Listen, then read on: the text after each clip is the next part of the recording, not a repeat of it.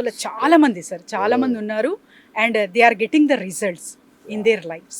నమస్తే, నమస్తే. I'm Shailaja. Yeah.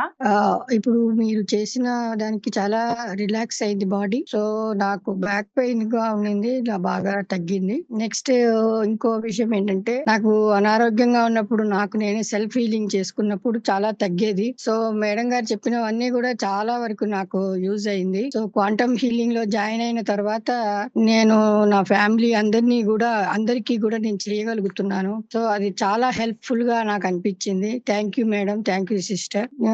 ఇప్పుడు చేసిన హీలింగ్ లో కూడా చాలా రిలాక్స్డ్ అయ్యాను మీరు జవీరా గారు. ఎప్పుడైతే కాన్ఫిడెన్షియల్ గా మనం ఉంచుతామో అప్పుడే వాళ్ళకు ట్రస్ట్ బిల్డ్ అవుతుంది.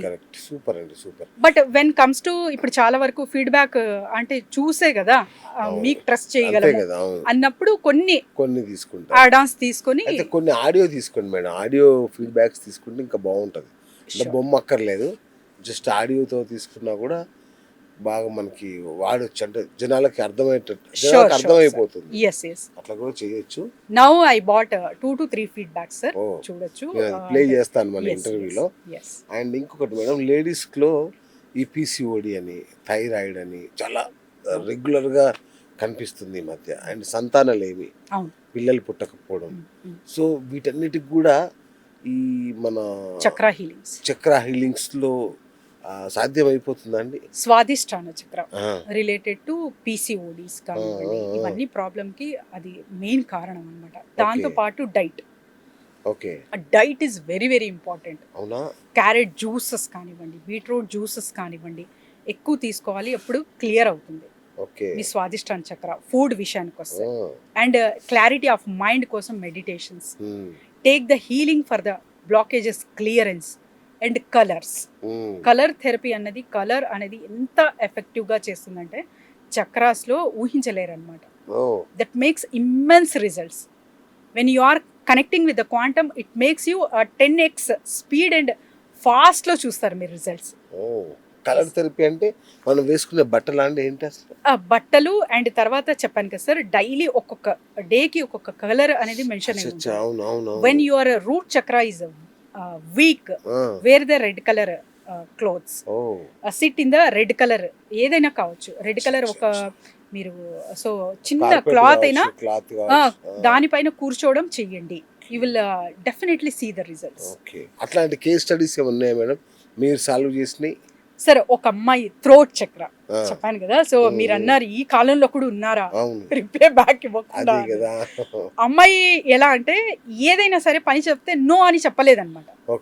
తను మోడర్నే, బట్ నో అని చెప్పుకోలేదు. హస్బెండ్ కి ఎవరికైనా సరే, బాస్ ఏదైనా పని ఇచ్చినా సరే, ఎవరైనా ఏదైనా చెప్తే సరే, బట్ ఇదంతా మెస్అప్ అవ్వి తన హెల్త్ పాడు చేసుకుని తను చాలా అంటే డిస్టర్బ్ అవ్వి కొత్తగా మ్యారేజ్ అయ్యింది, వచ్చారు, తీసుకున్నారు హీలింగ్, కౌన్సిలింగ్ చేస్తాం కదా ఫస్ట్. అందులో చెప్పింది ఏంటంటే she unable to reply no అని చెప్పలేకపోతున్నాను, ఇది ఇంత మాత్రమే నేను చేయగలను అని తను క్లియర్ కట్గా చెప్పలేకపోతుంది. దట్ ఈస్ హర్ వీక్నెస్ అనను, that is her problem, stuck energy.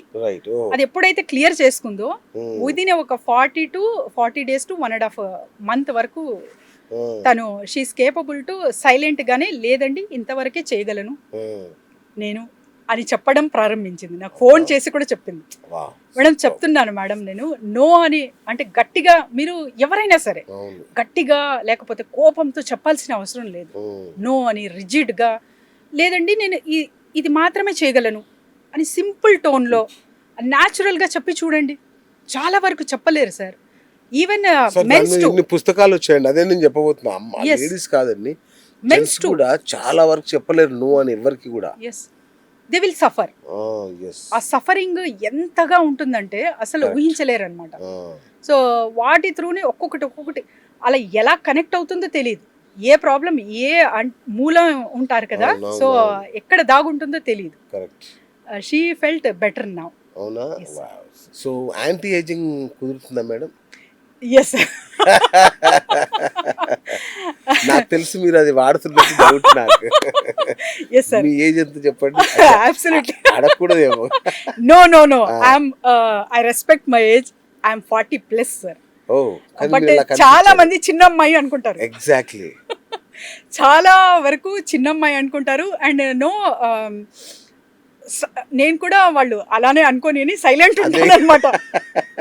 తర్వాత కమ్యూనికేషన్ చేసిన తర్వాత ఆన్సర్స్ ఇస్తూ ఉంటే మీకు ఇవన్నీ తెలుసా ఓ అంటారు కొత్త వాళ్ళు, పరిచయం లేని వాళ్ళు. So then they realise oh okay మీకు ఇంత పెద్ద పిల్లలు ఉన్నారా, ఓ ఓ అంటుంటారు. అప్పుడు we can implement in that. Skin కానివ్వండి, మన ఏజ్ కానివ్వండి, వెన్ యూ డిటర్మైండ్. ఇప్పుడు నా ఏజ్ 24. నేను ఫుల్ ఫ్రెడ్జ్గా లైఫ్ లీడ్ చేస్తాను సార్. చాలా నవ్వుతాను, గట్టిగా నవ్వుతాను, నిష్కల్మషంగా ఉంటారు. అది నాకు బాగా నచ్చుతుంది సీరియస్ గా. సో లైఫ్ ని ఎంజాయ్ చేస్తాను. ఫుడ్ ఏదైనా ఇప్పుడు పానీపూరి తినాలి అని ఉంటే వెంటనే తినేస్తాను. సో అలా అన్నమాట. అంత చాలా ఫ్లెక్సిబుల్గా, చాలా హ్యాపీగా ఉంటాను. నా లైఫ్ చాలా హ్యాపీగా లీడ్ చేస్తాను. So that makes me young. I think మీరు హ్యాపీగా ఉంటుంటే మీ హస్బెండ్ ఎలా ఉంటారు? ఇంట్లో ఎవరో ఒకరు హ్యాపీగా ఉండాలి కదా. అలా ఏం లేదు సార్. అంటే నేను హ్యాపీగా ఉన్నాను అంటే అంటే మీరు బ్యాక్ తన ఇంటెన్షన్స్ కానివ్వండి, తను ఎలా చూసుకుంటున్నారు అనేది కూడా అర్థమైపోతుంది. Super super. Right ma'am. ఇప్పుడు అసలైన ప్రశ్న ఏంటంటే, ఇప్పుడు సరే మీ దగ్గర మేము క్వాంటమ్ థెరపీ తీసుకుంటాం, ఏ సమస్య ఉన్నా కూడా వస్తాము, హీలింగ్ చేయించుకుంటాము. అది ఇక మాతోనే ఉండిపోతుందా, లేదంటే కొద్ది రోజుల తర్వాత మళ్ళీ రావాల్సి వస్తుందా మీ దగ్గర? వన్స్ ఫర్ ఆల్ సొల్యూషన్ ఏనా ఇది? Correct, absolutely correct sir. Once for all solution అంటే ఇప్పుడు మీరు ఏ ప్రాబ్లంకి వచ్చారో అది ఖచ్చితంగా సొల్యూషన్ అనేది నేను స్కేల్ ఇస్తాను అనమాట.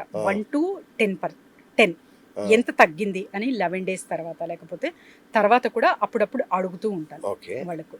సో అందులో almost all 6 to 8% results 6 to 8% అని ఇస్తారు. అండ్ ఉన్నారు 10 to 20% మెంబర్స్ కూడా 10-20% కూడా లేదు మేడం అది అంతగా తగ్గలేదు అని రిప్లై ఇచ్చిన వాళ్ళు కూడా ఉన్నారు. ఎందుకు అని నేను కూడా చేసుకున్నాను. సో రివైజ్ చేసుకుంటే, when I am giving a healing, their clarity of picture is not good, first of all. And they came with the intention that ఇప్పుడు తీసుకుంటాను హీల్ అయిపోతుంది, వెంటనే అయిపోతుంది. సో ఆ డిటర్మినేషన్స్ త్రూ మీరు ఎప్పుడైతే వస్తారో it makes you tough. It will cure but it takes time. So అలా కూడా ఉంటుంది. But when you are doing journey with me and ఒక్కసారి తీసుకున్న తర్వాత ఆ ప్రాబ్లం అయితే క్యూర్ అవుతుంది. మళ్ళీ మీరు రిపీటెడ్ థాట్స్, మళ్ళీ మీరు వెళ్ళి బ్యాక్ అదే సర్కిల్లో అదే థాట్స్ మెయింటైన్ చేస్తూ అదే ఆహారపు అలవాట్లు చేస్తున్నారు అంటే definitely you will be getting that same loop.